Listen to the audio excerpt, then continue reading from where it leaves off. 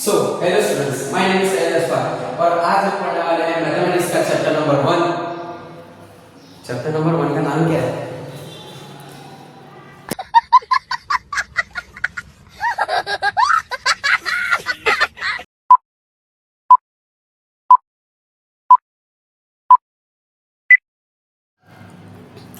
So hello students, my name is Syed Asfar और आज हम पढ़ने वाले हैं chapter number 1 relations and functions, जो क्लास 12 मैथमेटिक्स साइंस स्ट्रीम का चैप्टर है। जैसे सबसे पहला और मैं समझता हूँ कि सबसे इजीएस्ट सब्जेक्ट है। वेल यहाँ पर जो इसके अंदर पहली डेफिनेशन है, देखो इसके अंदर रिलेशन एंड फंक्शन टॉपिक से समझ में आ जाना चाहिए कि पूरा चैप्टर जो है वो रिलेशन पे और फंक्शन पे होगा। तो सबसे पहले रिलेशंस देखते हैं, जिसमें डेफिनेशन 1 आप अपनी टेक्स्ट बुक में देख सकते हो कि a relation R in a set A is called empty relation. एक सेट है हमारे पास, क्या है? एक सेट है, एक रिलेशन है और एक सेट है।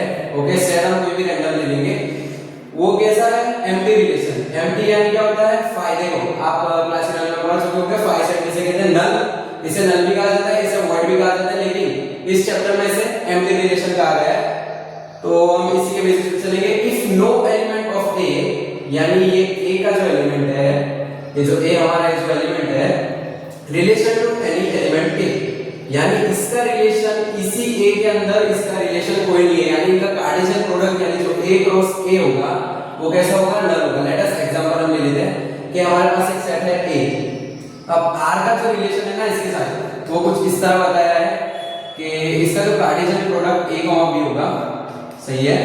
रिलेशन कुछ ऐसा है कि a + b = 6, सही है। तो इसकी एक कार्टेशियन प्रोडक्ट ए की सबसे पहले हम पॉसिबिलिटीज देख ले तो कितनी होगी? हम लार्जर पॉसिबिलिटी लेंगे क्योंकि देखो हमने लिस्ट नंबर लिया ना 1 2 3, तो 1 + 2 तो 3 होता है, जो कि हमें वैल्यू नहीं दे सकते, तो हम बड़ी वैल्यू ले लेते हैं डायरेक्ट 2, 3 और 3, 2 और 1 लेंगे तो उसका कोई फायदा नहीं बेसिकली। तो आप देख सकते हो कि a 2 + 3 = 5 और सिमिलरली 3, 2 है, 3 + 2 भी क्या होता है? 5। यानी इनका जो मैक्स आउटकम है वो क्या निकला है? वो 5 निकला है, सही है। लेकिन a + b = 6 आउटकम आना चाहिए, यानी जो हमारा रिलेशन इसके साथ a कार्टेशियन a प्रोडक्ट है वो कैसा निकलेगा? नल निकलेगा। कैसा निकलेगा? a क्रॉस a = नल, यानी ये नल कैसा है? ये रिलेशन है नल। यहां पर आपको अगर समझ में आ चुका हो एम्प्टी रिलेशन, तो बात करते हैं इसकी डेफिनेशन 2 की, जो है यूनिवर्सल रिलेशन। अब यूनिवर्सल रिलेशन को अच्छी तरह समझो। जैसे एम्प्टी रिलेशन है, एम्प्टी रिलेशन में ये सेट जो है वो नल होता है। अब यूनिवर्सल रिलेशन में ऐसा है कि जो a cross a Cartesian product होगा ना, यानी कोई रिलेशन है जिसका सेट a है और वो सेट के अंदर जितने भी एलिमेंट है, यानी a के अंदर जितने भी एलिमेंट है वो उसी a के अंदर प्रेजेंट है, उस रिलेशन के अंदर सारे ही पॉसिबिलिटीज होंगी। मतलब क्या? चलो मैं बताता हूं। a क्रॉस a हमारे पास क्या है? 1 2 3। अब समझो जरा, अब ये जो रिलेशन की जितनी पॉसिबिलिटीज है ना, मैं भी लिखा देता हूं आपको। 1 2 1 3 2 2 1 2 3 3 1 फिर 3 2, इसी तरह देखो 1 1 2 2 3 3 और टोटल जितनी भी हो टोटल 9 पॉसिबिलिटीज जो हमारे 9 आउटकम्स निकले हैं।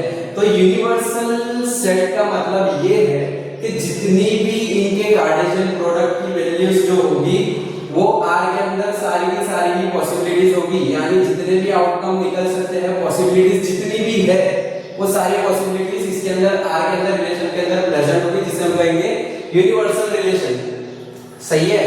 यानी सबसे पहले एम्प्टी रिलेशन जिसके अंदर रिलेशन में एक भी इनकम नहीं निकलेगा, 0 नल, और दूसरा यूनिवर्सल रिलेशन जिसमें निकला तो 1 या 2 3 नहीं, जितनी भी पॉसिबिलिटीज है वो सारी निकलेगी, जिसे हम कहते हैं यूनिवर्सल रिलेशन। काफी आसानी से समझ में आ चुका होगा कि एम्प्टी रिलेशन क्या होता है और यूनिवर्सल रिलेशन, दोनों के बीच का डिफरेंस, सही है।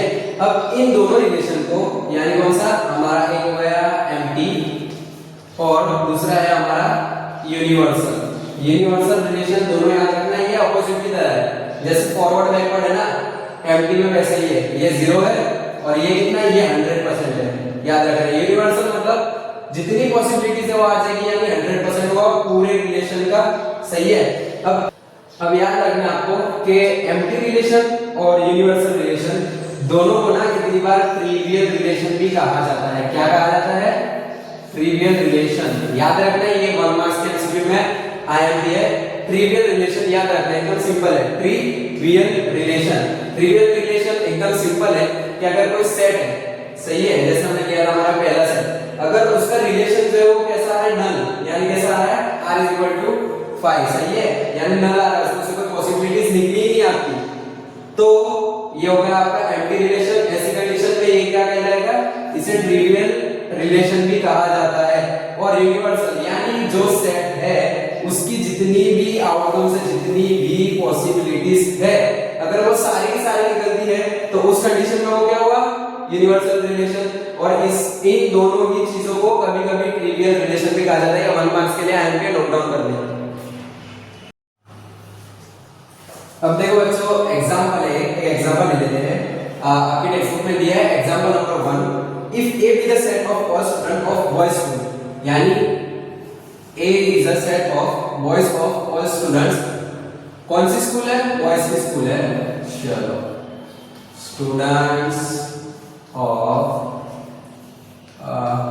बॉयज स्कूल, सही है, यानी जो स्टूडेंट्स है वो किसके हैं? बॉयज स्कूल के, यानी गर्ल्स का कोई नाम निशान नहीं आता वाला नहीं। ओके, फिर उसके बाद कंडीशन दी है कि अच्छा ये जो सेट है ना इसका ये रिलेशन है, आर का रिलेशन है। ओके, नेक्स्ट इसके अंदर ये दिया है कि R A given by R, चलो आर का कुछ रिलेशन दिया है इन्होंने इस तरह से कि a b, ओके, फिर उसके बाद दिया a is a sister of b, a is a sister of b।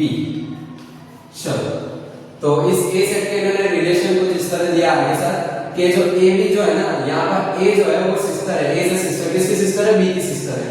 Next relation इन्होंने ये बताया कि a sister is the empty relation.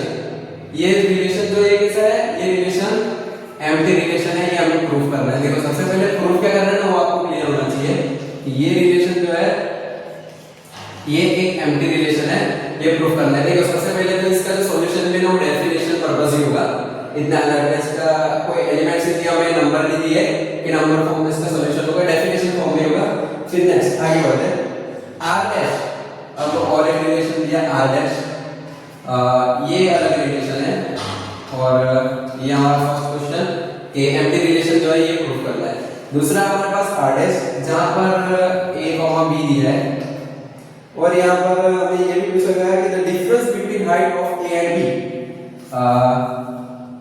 b, the height difference मैं ऐसे रैंडम लिख रहा हूँ बिटवीन a एंड b, और वो डिफरेंस कितना होना चाहिए? इज लेस देन 3 मीटर, यानी लेस देन 3 मीटर।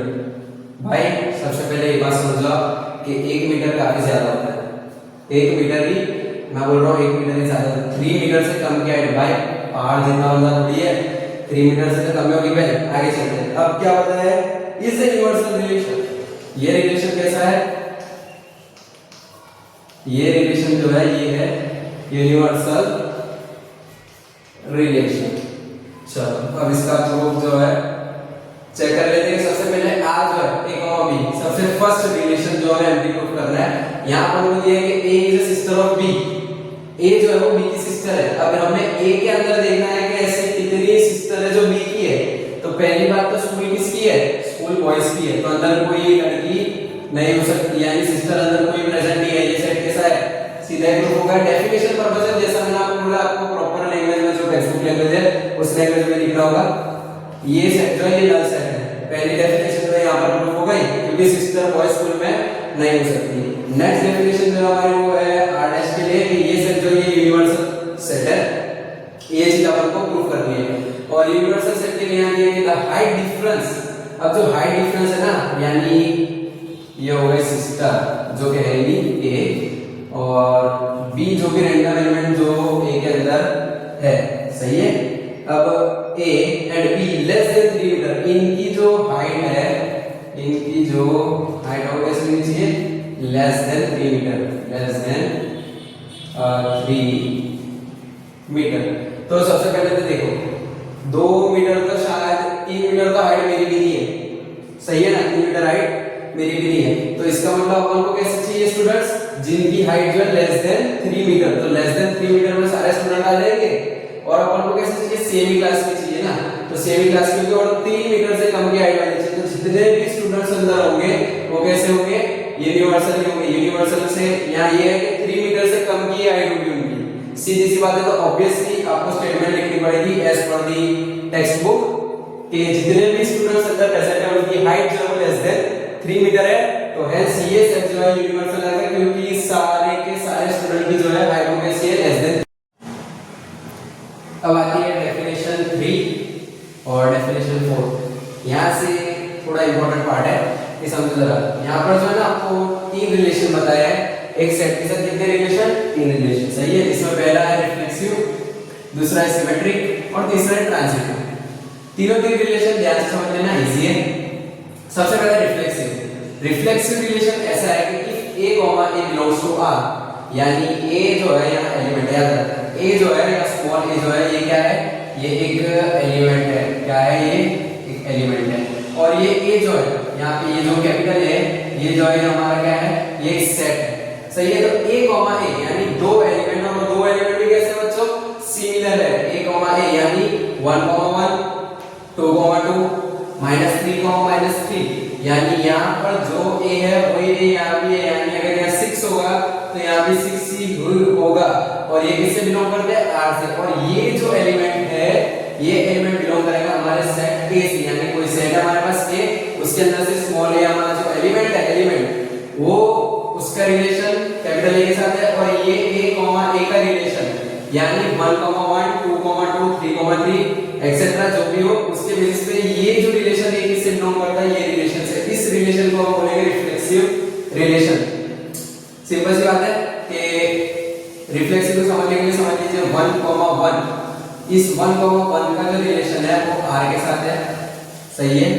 और A बिलोंग्स टू A, ये जो सेट के अंदर है, यानी ये हमारा जो भी रैंडम सेट हो 1, 2, 3 अप टू जो भी रैंडम हो, उसके अंदर ये स्मॉल a होना जरूरी है। और इसका रिलेशन कैसा होगा आर के साथ, सिमिलरली होगा a, a, यानी यहाँ 1 है तो यहाँ भी 1 है। याद रखना दिमाग में कि दोनों एलिमेंट का जो रिलेशन है a, b नहीं होगा, a, का रिलेशन ही रिफ्लेक्सिव रिलेशन कहा जाता है। सिंपल है। तो ये फर्स्ट वाला तो इजी है। अब सेकंड पे आते हैं सिमेट्रिक। सिमेट्रिक का मतलब ये है कि इफ a1 एंड a2, देखो 2 एलिमेंट अलग है, a1 अलग होगा, a2 भी अलग होगा, सिमिलर नहीं है। और ये इससे R से बिलोंग करते हैं, सही है। Implies that a2, a1 belongs to R, यानी रिलेशन कैसा है, a1, a2। अगर R से रिलेशन उसका है a1, a2 का, तो ये इंप्लाइज करेगा कि a2 का a1 के साथ भी रिलेशन सेम ही होगा। यहाँ देखो, यहाँ पे पहले a1, a2 है और यहाँ पर a2, a1, दोनों अलग अलग रिलेशन है, सही है। दोनों आगे पीछे मतलब उल्टे हैं, देख सकते हो। For all a1, a2 belongs to A, यानी ये जो सेट है उसी के एलिमेंट हो गए a1, a2, दोनों एलिमेंट किसके हो गए, A के ही हो गए। और दोनों का मतलब समझ लीजिए कि मान लीजिए a1 हूं मैं, सही है, a1 हूं मैं खुद, और a2 जो है वो है मेरा भाई।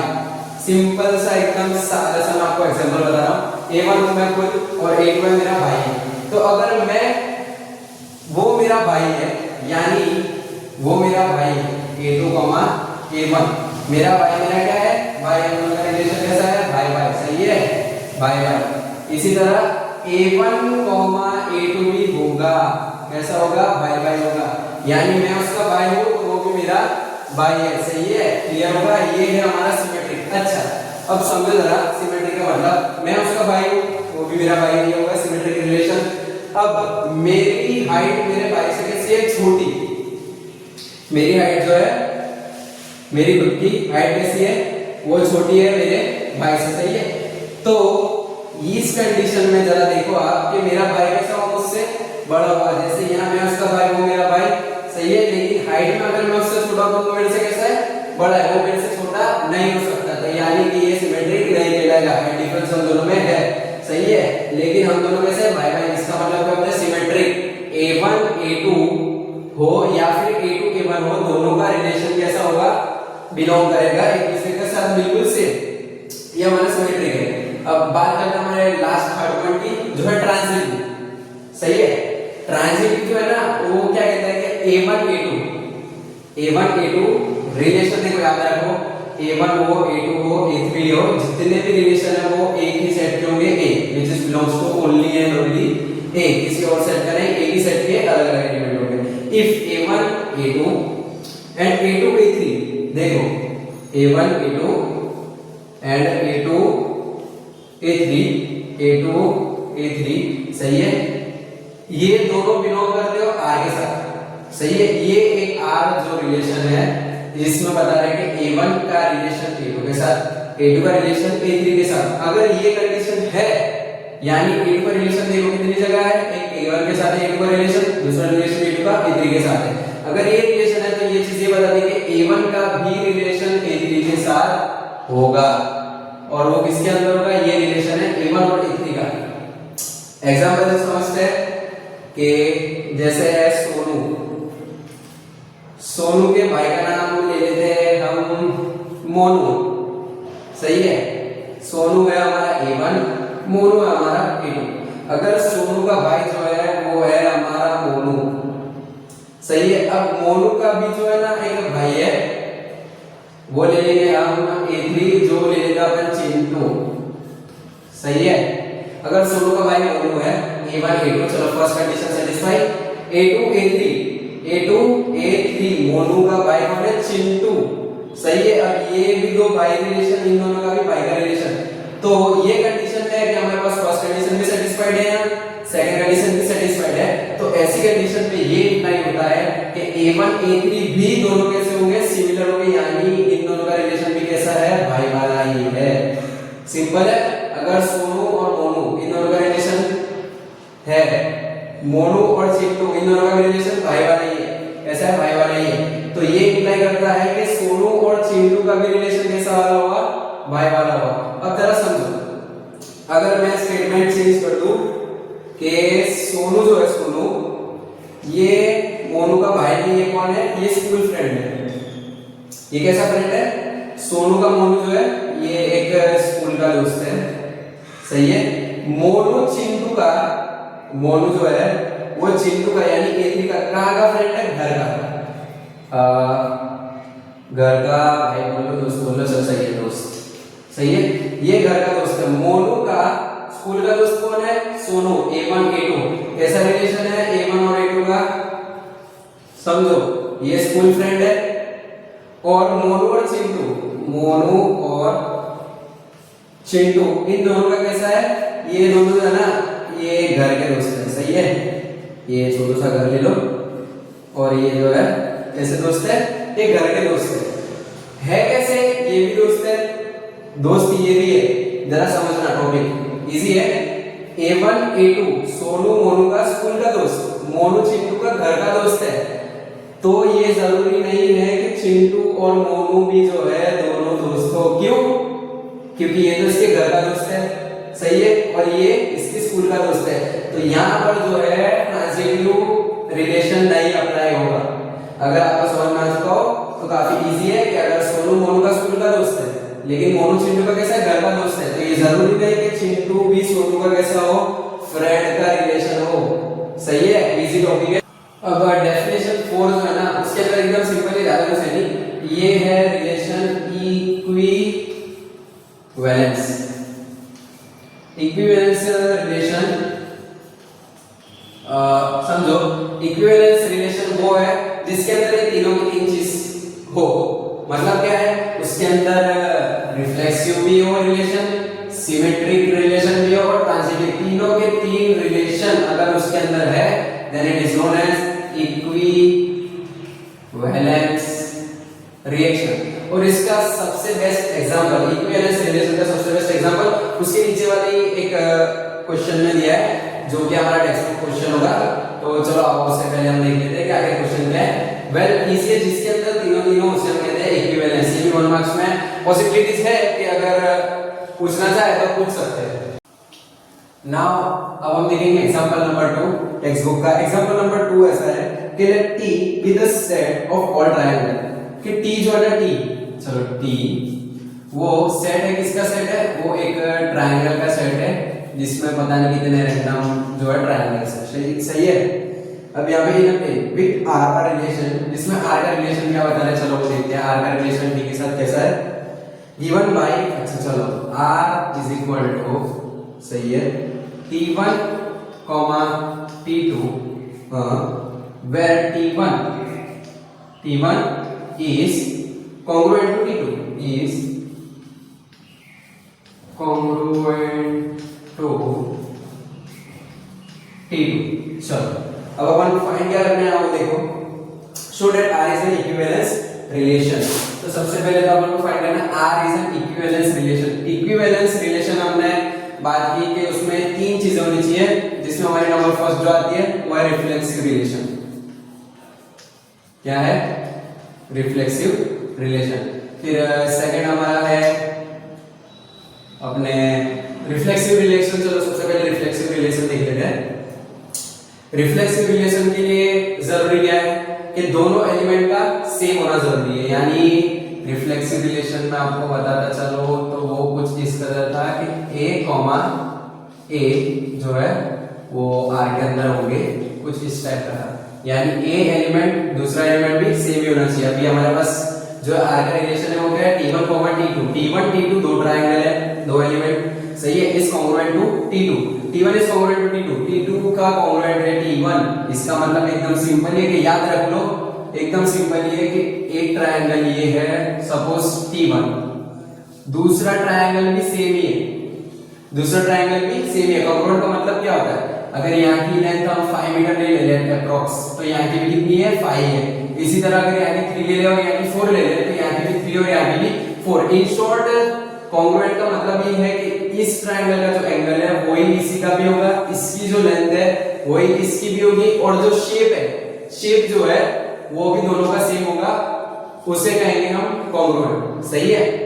तो रिफ्लेक्सिव के लिए अभी क्योंकि दोनों T1 T2 कैसे है, दोनों सिमिलर ही है, तो अगर मैं T1 T1 लिखूं या फिर T2 T2 लिखूं, ये जो है इक्वेशन ये कैसा है, सबसे पहले रिफ्लेक्सिव है। क्यों, क्योंकि अगर कॉन्ग्रुएंट का मतलब यही है T1 कॉन्ग्रुएंट T2, यानी T1 T2 दोनों कैसे है, सिमिलर है, तो hence R is, this relation is reflexive.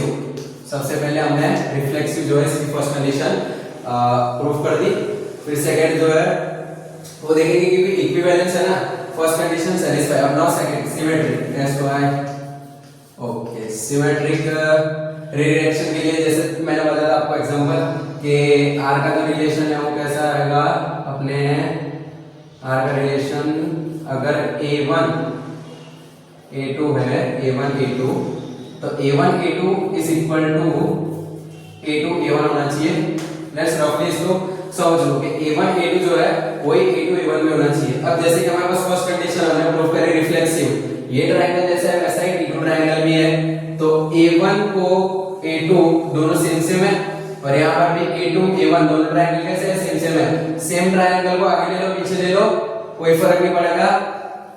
Hence due to our statement ऐसे लिखेंगे कि T1 is congruent to T2, hence T2 is also congruent to T1, which implies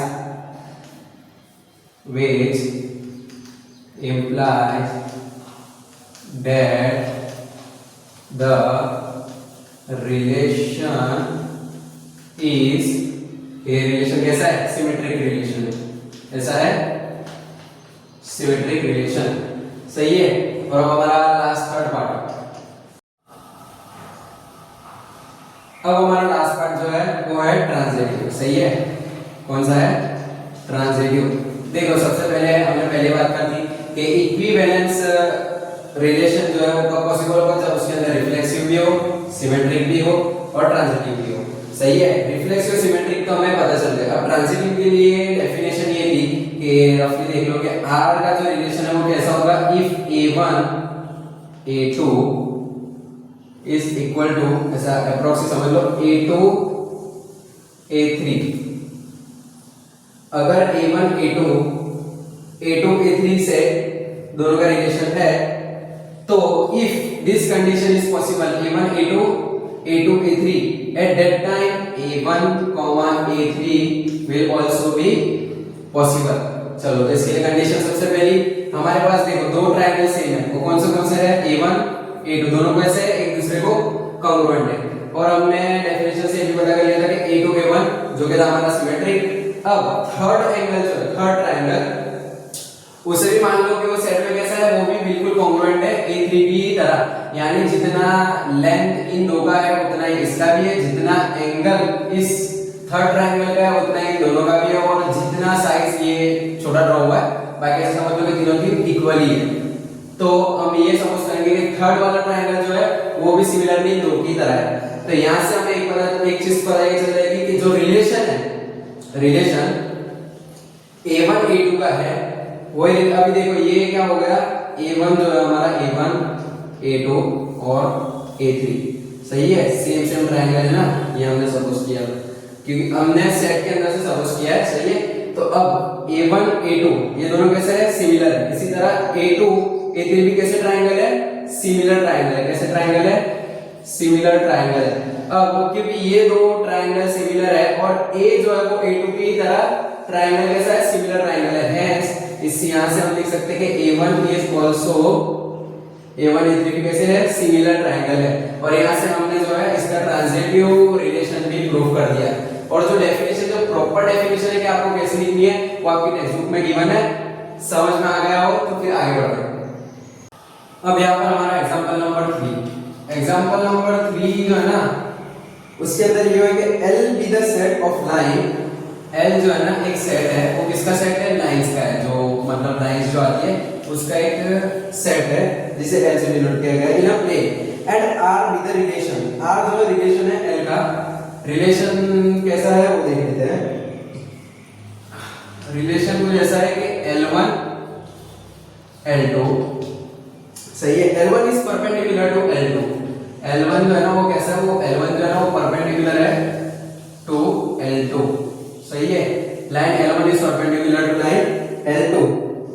तो शो दैट R इज, सबसे पहले अपन को proof क्या करना है, R क्या है, R इज सिमेट्रिक,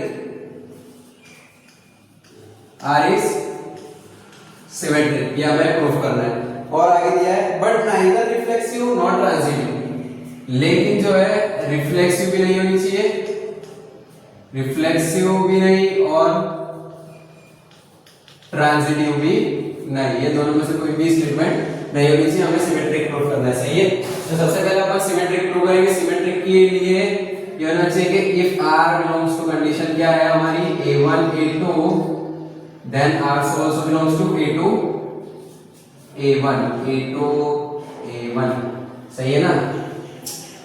अब सबसे पहले L1 और L2 ये कैसी लाइन है, परपेंडिकुलर है, चलो ड्रॉ करते हैं। अगर परपेंडिकुलर है, सपोज कि ये लाइन जो है ना ये L1 है और ये लाइन जो है ये L2 है, सही है, दोनों कैसे एक दूसरे के परपेंडिकुलर है। तो सिमेट्रिक से पहले अपन लाइन वाइज ही चलते हैं। रिफ्लेक्सिव जो है, रिफ्लेक्सिव, तो रिफ्लेक्सिव के लिए स्टेटमेंट क्या है हमारी, A, A, यानी A, A होना चाहिए, और A, A रिलेशन क्या है, line L1 is perpendicular to L2, मतलब अपन को जो रिलेशन है ना वो परपेंडिकुलर दिया है। रिफ्लेक्सिव की डेफिनेशन जो है वो कैसी है, A, यानी ये लाइन अगर स्ट्रेट है सपोज, तो ये भी स्ट्रेट ही होनी चाहिए। If this line is parallel to the other line then the other line would also be parallel, अगर ये लाइन पैरेलल है तो ये लाइन भी पैरेलल होनी चाहिए, लेकिन यहाँ दोनों ही लाइन जो कैसी है, परपेंडिकुलर है। और लाइन L1 जो है, क्योंकि वो लाइन L1 जो है वो कैसी है, एक स्ट्रेट लाइन है, तो वो अपने आप ही के अंदर, जैसे लाइन 1 जो है ये पूरी इतनी लाइन L1 नहीं है, लाइन 1 जो है वो कैसी है, स्ट्रेट है, तो लाइन 1 जो है अपने अंदर ही परपेंडिकुलर नहीं हो सकती, ये चीज पॉसिबल नहीं है। सो याद लिखेंगे हम, relation is not reflexive because line itself does not perpendicular, ये देखो मैंने परपेंडिकुलर का सिंबल करा, आपको समझ आना, परपेंडिकुलर उसके अपने आप पे वो परपेंडिकुलर नहीं है। नेक्स्ट जो हमारा सिमेट्रिक, सिमेट्रिक के लिए देखो जो हमें पता है रिलेशन कि अगर a1 a2 है तो दूसरा ही रिलेशन a2 a1 पे होना चाहिए। तो सबसे पहले a1 a2 देखते हैं relation a1, if a1 is line 1 if a2 is line 2, तो लाइन a1 जो है वो कैसी है, परपेंडिकुलर, किसके परपेंडिकुलर है, लाइन l2 के, और लाइन l2 जो है वो भी कैसी है, परपेंडिकुलर, लाइन l1 भी कैसे है, वो भी परपेंडिकुलर ही है, सही है। तो hence the relation is symmetric because line L1 is perpendicular to L2 line and also line L2 is perpendicular to line L1, therefore relation being line L1 L2, चलो L1 L2 में इस तरह से symbol दे देता हूँ, also implies relation through L2 L1, सही है। तो ये इक्वेशन जो है क्या है, सिमेट्रिक है बट रिफ्लेक्सिव नहीं है। अब एक लास्ट पार्ट आ गया जो है ये प्रूव करना है कि वो ट्रांजिटिव भी नहीं है। ट्रांजिटिव के लिए सबसे पहले डेफिनेशन जो थी उसकी, ट्रांजिटिव का एकदम सिंपल रिलेशन है। ट्रांजिटिव होने के लिए इक्वेशन को क्या होना पड़ेगा, सबसे पहले a1 a2 का रिलेशन, अगर a1 a2 का रिलेशन अगर r से है तो a2 a1 का भी रिलेशन कैसा होना चाहिए, r के साथ वैसा ही होना चाहिए। अगर वो कंडीशन सेटिस्फाई हो गई तभी जो है आपका a1 a3 के साथ जो है रिलेशन आप सही साबित कर सकते हैं। यानी a1 a2 के साथ जो रिलेशन है परपेंडिकुलर, वही परपेंडिकुलर रिलेशन a2 a1 का हो तो ही a1 a3 का रिलेशन भी जो है वो परपेंडिकुलर ही अपन को, अगर ये प्रूफ कर दिया तो ये ट्रांजिटिव है वरना ये ट्रांजिटिव नहीं है। तो सबसे पहले relation of a1 and a2 ये हमारी लाइन 1 ले लो, लाइन 1 लाइन 2, ये दोनों कैसे लाइन है, परपेंडिकुलर लाइन है। चलो तो ये relation perpendicular, a2 a1 a2, ये देखो ये a2 और ये, अरे सॉरी ये a2 l2 और ये l1, इसका भी रिलेशन कैसा है, अच्छा l2 l3 आएगा, सॉरी माय मिस्टेक। ट्रांजिटिव में a1 a2 a2 a3 भी परपेंडिकुलर हो तब जाके a1 a3 परपेंडिकुलर होता है, सही है। तो a2 a3, अब a3 लाइन हमारे पास है नहीं, अपने पास रिलेशन क्या है, l1 l2 इज परपेंडिकुलर, यानी लाइंस का परपेंडिकुलर होना जरूरी है। तो हम क्या करेंगे, लाइन l3 जो है ना यहाँ l2 के ऊपर ले लेते हैं, ये हो गई हमारी लाइन l3, सही है। अब l3 जो है ना वो देखो परपेंडिकुलर है किसके साथ, लाइन l2 के साथ, इन दोनों का भी रिलेशन परपेंडिकुलर, सही है, परपेंडिकुलर परपेंडिकुलर। अब देखते हैं हम ये कि क्या l1 और l3 कैसी है, आप खुद ही देखो, लाइन l1 और l3 ये दोनों कैसी लाइन है, पैरेलल लाइंस है। मैंने पहले बताया था कि अगर a1 line l1 line l2 perpendicular है, लाइन l2 लाइन l3 भी परपेंडिकुलर है, लेकिन लाइन l1 और l3 परपेंडिकुलर नहीं, पैरेलल है, तो ये जो है ये कैसी लाइन है, ये पैरेलल लाइन है। अभी क्योंकि कंडीशन सेटिस्फाई नहीं होती इसीलिए ये इक्वेशन जो है इसका रिलेशन ट्रांजिटिव रिलेशन नहीं है। हेंस इसको आप टेक्स्ट बुक लैंग्वेज में लिख सकते हो, बाकी इसका सिंपल मीनिंग यही है कि लाइन l1 और l2 का रिलेशन जो है वो परपेंडिकुलर है, लाइन l2 और l3 का भी रिलेशन जो है वो परपेंडिकुलर है, लेकिन l1 और l3 का परपेंडिकुलर रिलेशन नहीं, पैरेलल है। और ये जो है सेट की हमारे रिलेशन की कंडीशन नहीं, यानी ये सेट कैसा आएगा, ये सेट आएगा नल सेट, सही है। तो इसलिए ट्रांजिटिव रिलेशन भी ये नहीं है। अब आते हैं हमारे एग्जांपल नंबर 4 की तरफ। एग्जांपल नंबर 4 उसके अंदर दिया है कि show that the R relation in the set, चलो आर रिलेशन दिया, एक सेट दिया हमको, सेट दिया 1 2 और 3 का, given by r is equal to, और रिलेशन कैसा है, r इज इक्वल टू, और एलिमेंट्स दिए उसके अंदर 1 1 2 2 3 3 फिर 1 2 2 3 और बस इतने एलिमेंट दिए और पूछा इस रिफ्लेक्सिव, मतलब फर्स्ट कंडीशन क्या है, टू प्रूव रिफ्लेक्सिव। सबसे पहले फाइंड क्या करना है, उस चीज पे फोकस करेंगे, रिफ्लेक्सिव फाइंड करना है। लेकिन सिमेट्रिक और ट्रांजिटिव ये दोनों में से एक भी कंडीशन जो है सेटिस्फाई नहीं होनी चाहिए, यानी सिमेट्रिक भी नहीं होना चाहिए सेट और ट्रांजिटिव भी नहीं होनी चाहिए, इनका रिलेशन सिर्फ रिफ्लेक्सिव होना चाहिए। सही है ना? 3 1 2 2 3 ओके। तो यहाँ पर सबसे पहले देखो रिलेशन क्या है हमारे पास। देखो ये इक्वेशन रिफ्लेक्सिव है, डेफिनेशन तो ऐसी है कि this equation is this relation is reflexive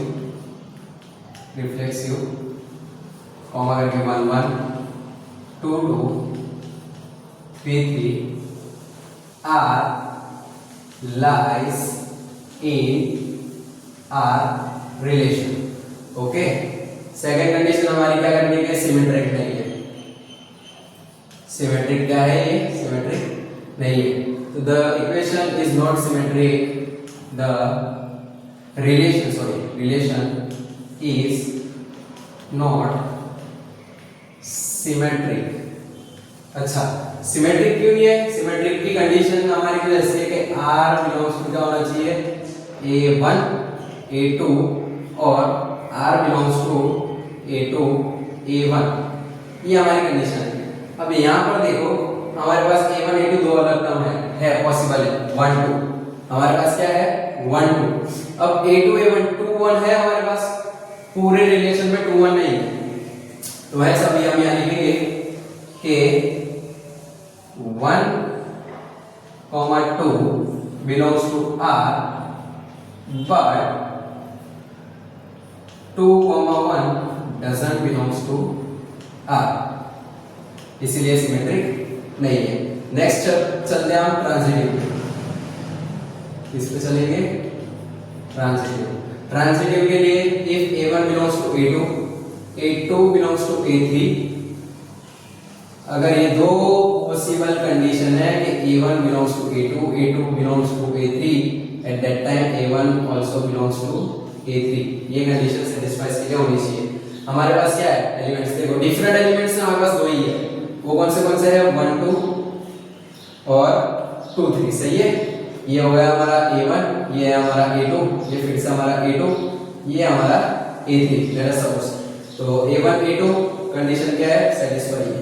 दूसरी A2 A3 भी कंडीशन सेटिस्फाई है। A1 A3 जो है अब हमको लाना है, A1 A3 जो है 1 3 पूरे रिलेशन के अंदर कहीं भी एलिमेंट प्रेजेंट नहीं है, तो लिखेंगे हम कुछ इस तरह के 1 2 belongs to R, then 2 3 also belongs to R, but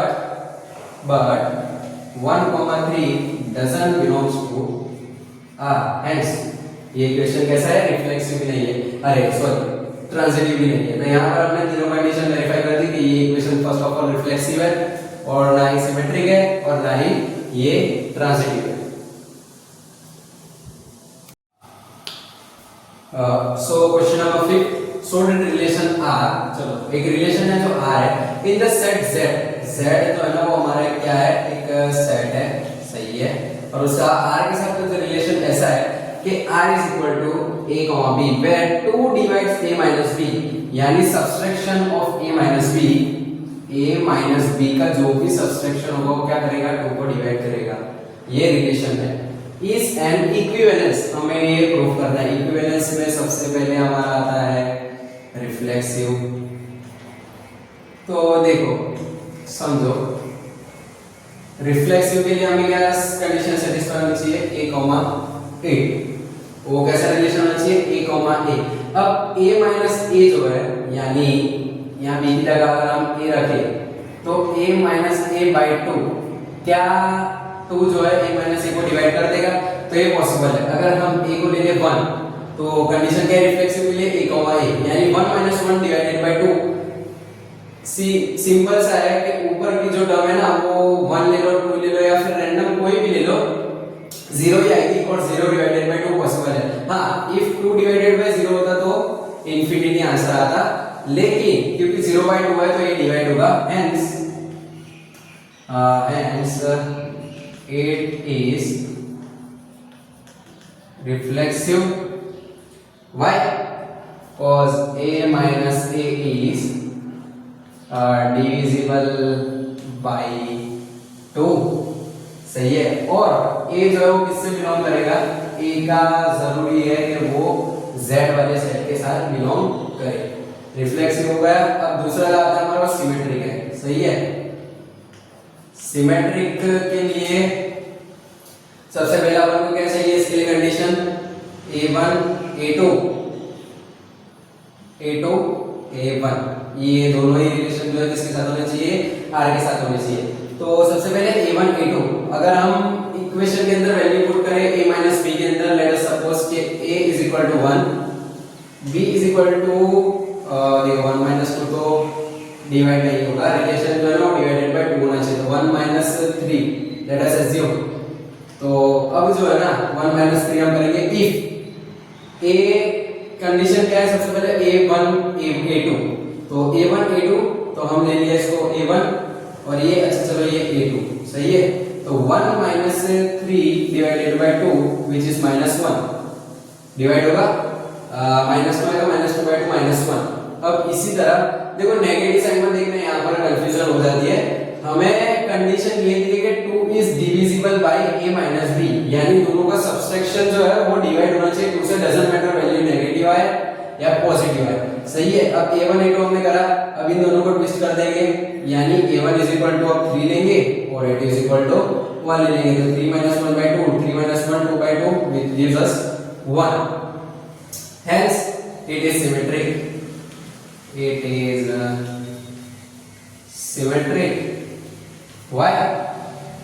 Because a1 a2 belongs to R। a1 a2 जो है a minus b और डिविजन बाय 2 भी है, और दोनों a1 a2 किसके? z के सेट है और इनका रिलेशन है। सही है।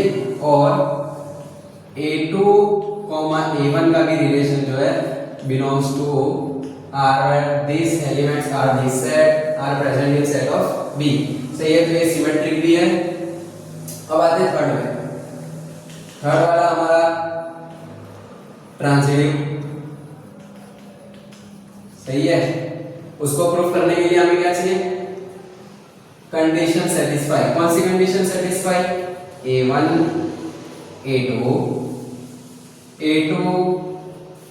a3 अगर दोनों ही बिलोंग करेंगे r के साथ, रिलेशन है a1 a2 a3 का, तो देन a1 a3 भी r से बिलोंग करेगा।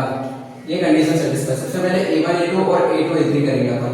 देखो a1 a2 जो है ना, चलो 1 3 रहने देंगे, a1 a2 1 3 सही है। चलो अपन ले लेते हैं a3। अच्छा a3 a1 a2 तो है ना, अपन a2 a3 करेंगे। a2 a3 के लिए देखो 3 ऑड डिजिट है ना, तो इसके लिए भी ऑड ही लेना पड़ेगा। लेट अस सपोज कि 5 ले लेते हैं। चलो तो यहाँ पर जो है a2 a3 क्या होगा? a2 a3 इसके हिसाब से a2 3 minus 5 by 2 माइनस 2 आएगा, minus 2 by 2 which gives us minus 1। ये होगा हमारा a2 a3। कब? जब इसकी वैल्यू ये हो, यानी जो है सबसे पहले a2 a3 का रिलेशन, ये कंडीशन सेटिस्फाई होनी चाहिए। a1 a2 की हमने कर दी, a2 a3 की भी अब हमने इस रिलेशन के साथ कंडीशन सेटिस्फाई करी। अब चेक कर दे क्या a1 a3 भी इस रिलेशन के हिसाब से हो पाएगा। तो चेक करते हैं। सबसे पहले अपन a1 है 1 माइनस हमारा a3 हमारा 5 divided by 2, 1 minus 5 minus 4 by 2 which gives us minus 2। तो ये भी डिविजिबल बाय 2 है। नेगेटिव साइन नहीं देखनी है हमें, कंडीशन ये देखनी है कि उन दोनों का सबट्रैक्शन डिवाइडेड बाय 2 होना चाहिए। तो क्योंकि ये चीज भी कंडीशन सेटिस्फाई होगा, hence it is ट्रांजिटिव। सही है। hence it is transitive. why? cause a1 a2 belongs to R, a2 A3 also belongs to R। और सिर्फ ये नहीं, अगर आप ये दो कंडीशन कोई भी रैंडम डिजिट के साथ मैंने 1 3 लिया है, अगर आप इसे स्टार्टिंग 1 5 से भी करोगे और फिर उसके बाद A2 A3 की भी कंडीशन इस रिलेशन के साथ सेटिस्फाई करोगे किसी भी रैंडम नंबर के साथ। हाँ, बट कंडीशन सेटिस्फाई होनी चाहिए कि इक्वेशन 2 से डिवाइड हो, तो A1 A3 आपका आ सकता है। मैंने एग्जांपल 1 3 5 लिया, आप कोई भी ले सकते हैं, सही है। और A3 A1 A2 A3 भी बिलोंग्स टू R और A1 A3 भी हमने R के साथ प्रूव कर दिया। अच्छा, इसको लिखना है इफ A1 A2 जो था हमारा वो ऐसा है कि A1 माइनस B, इसकी डेफिनेशन जो है बुक के अंदर प्रॉपर दी है, क्योंकि आपको टेक्स्ट बुक को ही फॉलो करना है, तो ये जस्ट समझने के लिए आप टेक्स्ट बुक के हिसाब से जो इसकी डेफिनेशन स्टेटमेंट है उस हिसाब से लिखना। ओके, अब आता है हमारे एग्जांपल नंबर 6 पर। एग्जांपल नंबर 6 में जो है ना, हमें एक सेट दिया है जिसके अंदर एलिमेंट्स 1 2 3 अप टू 7 है, और R का रिलेशन जो ऐसा बताया है कि R का रिलेशन जो ऐसा है कि both A and B, A और B आइदर ऑड, या तो A और B ऑड हो सकते हैं या तो फिर A और B इवन हो सकते हैं, ठीक है। So that this equivalence, this equation is a equivalence. सबसे पहले कंडीशन क्या है? इक्विवेलेंस। इक्विवेलेंस के लिए हमारे पास सबसे पहले क्या होना चाहिए? रिफ्लेक्सिव। तीन कंडीशन सेटिस्फाई होगी तो ये इक्विवेलेंस हो सकता है। रिफ्लेक्सिव के लिए हमें क्या चाहिए होगा? A, A। तो A, A का रिलेशन जो है इस इक्वेशन में अगर हम देखने जाए तो क्या 1, 1 इस रिलेशन में पॉसिबल है? लेट मी चेक कि A और B वो क्या हो सकते हैं? ऑड हो सकते हैं, तो इवन हो सकते हैं। तो यहाँ पर दोनों ही कैसे है? ऑड है। 1, 1 पॉसिबल। अच्छा, सिमिलरली 2, 2 भी पॉसिबल है, क्योंकि आइदर ऑड आइदर इवन। इसी तरह 7, 7 भी पॉसिबल है। हेंस ये इक्वेशन जो है रिफ्लेक्सिव यहाँ से प्रूव होता है, क्योंकि 1, 1 2, 2 3, 3 4, 4 5, 5 6, 6 7, 7 all elements are present in the set of A, और कंडीशन भी बिल्कुल सेटिस्फाई हो जाएगी क्योंकि आइदर ऑड और आइदर इवन ही पूछा है, और ये अपन अपनी मर्जी से ले सकते हैं, लेकिन कंडीशन ये कि रिलेशन के अंदर होना चाहिए। सेकंड कंडीशन आ जाएगी कि सिमेट्रिक है या नहीं। तो सिमेट्रिक के लिए ना हम एक एग्जांपल ले लेते हैं कि सिमेट्रिक के लिए इक्वेशन ये है A1 A2 A2 A3 and A1 A3, सही है। A1 A2 जो है वो हमारा 1, 2 है, सही। A2 A3 और A3 लेट अस टेक कोई रैंडम A2 A3 हम 2, 3 ले रहे हैं, और या इवन चल जाएगा। तो क्या 1, 3 जो है एलिमेंट हो सकता है? तो देखो पॉसिबल है। क्यों? क्योंकि 1, 2 भी जो है सेट के अंदर प्रेजेंट है। 2, 3 का भी जो रिलेशन है देखो आइदर ऑड या फिर आइदर इवन या तो आइदर ऑड, कंडीशन दी है, कंडीशन के हिसाब से सेटिस्फाई है। और ये जो भी है ये कैसे है? ऑड है, और ये सबसेट के अंदर ये दोनों एलिमेंट भी प्रेजेंट है 1, 3। हेंस दिस इक्वेशन भी जो है कंडीशन सेटिस्फाई करता है। नाउ नंबर थर्ड जो वो हमारा है ट्रांजिटिव, सही है। ट्रांजिटिव के लिए हमें चाहिए A1, अच्छा सॉरी, ये जो हमने प्रूव करा ना ये ट्रांजिटिव का मिस्टेक हो गई। ये जो हमने प्रूव करा A1 A2 A3 A1 A3, ये जो प्रूफ है ये ट्रांजिटिव का प्रूफ है। ट्रांजिटिव प्रूव कर दिया, लेकिन सिमेट्रिक बाकी है, सिमेट्रिक अभी बाकी है। सिमेट्रिक के लिए एकदम सिंपल सा इक्वेशन है, if A1 A2 then A2 A1 भी पॉसिबल होना चाहिए, और ये दोनों किसके अंदर होना चाहिए? This belongs to R। तो R के अंदर A1 A2 हम ले लेते हैं 1, 2 either odd either even. R belongs to 1, 2, yes condition satisfy. और सिमिलरली अगर हम दोनों को शफल करते हैं 2, 1 this also belongs to R। 2, 1 देखो 2 भी है 1 भी है, और दोनों किसके सेट है? A सेट के अंदर ये दोनों एलिमेंट है भी, और R की कंडीशन भी सेटिस्फाई हो रही है आइदर ऑड और आइदर इवन। तो यहाँ से ट्रांजिटिव की इक्वेशन प्रूव हो जाएगा। अब उसके बाद जो है क्वेश्चन ये है कि शो दैट दिस सबसेट, जो सबसेट 1, 3, 5, 7 है, are related to each other. ये जो है इनका रिलेशन आपस में है, पॉसिबल है या नहीं। तो सबसे पहले हम ये समझेंगे कि सबसे पहले कोई भी एक रैंडम इनका जो रिलेशन है वो कैसा है। लेट अस टेक एक एड्रेस ले लेते हैं 1, 3 5 7। इनका रिलेशन और रिलेशन, चलो एक सेट ही ले लेते हैं जो हम इसमें से ही बनाएंगे, और आइदर और आइदर इवन कंडीशन ये सेटिस्फाई करेंगे। सारे एलिमेंट ही बना रहे जो इनके रिलेशन के लिए सेटिस्फाई हो सके, तो हम लेंगे 1 1 3। अच्छा सॉरी, ऐसा करते हैं अपन 1 को बैक में करते हैं 1 को, क्योंकि देखो 1 पे जो है ना पॉसिबल है 1 आल्सो बिलोंग्स टू R, सही है, क्योंकि ये सेट ऑफ ए के अंदर ये एलिमेंट है 1 1 1, तो 1 1 3 1 और कौन सा दिया है यहाँ 5 1 और एक दिया है 7 1। अगर हम इनमें से इनके स्टार्टिंग के फर्स्ट एलिमेंट निकाल लेना 1 3 5 7, तो इनका रिलेशन कैसा है, ऑड रिलेशन है ना। इनका रिलेशन कैसा रिलेशन है, ऑड रिलेशन। और ऑड रिलेशन जो है एक दूसरे में रिलेट करता है, क्यों, क्योंकि इनके बीच में कोई इवन रिलेशन नहीं है। देखो यहाँ बीच में ना 4 है ना 2 है ना 6 है, ना ही कोई इनके बीच में इवन रिलेशन है, इसीलिए क्योंकि ये ऑड है, इनके आपस के बीच में जो है कैसा रिलेशन है, ऑड रिलेशन है, सही है। अब इसी तरह हम ले लेंगे हमारा 2 4 6, इसका भी चलो एक सेट बना ही लेते हैं। 2 4 6 के ऊपर 2 को कांस्टेंट कर देंगे, 2 2 4 2 और 6 2। स्टार्टिंग एलिमेंट ले लिया अगर 2 4 6, सही है। 2 4 6 जो है इसके अंदर कैसा रिलेशन है, इनमें इवन रिलेशन है, सही है। सारे ही एलिमेंट्स कैसे हैं, इवन है, कोई ऑड नहीं है, तो इनके बीच का जो रिलेशन है वो कैसा रिलेशन है, इनके बीच का रिलेशन जो है वो इवन रिलेशन है। और यहाँ पर 1 3 5 7 का जो रिलेशन है, किधर गया, हाँ चलो ये रहा, ये रिलेशन जो है ना ये कैसा है, ये रिलेशन एक ऑड रिलेशन है। ये किसका रिलेशन है, ये हमारे इस भाई साहब का रिलेशन है।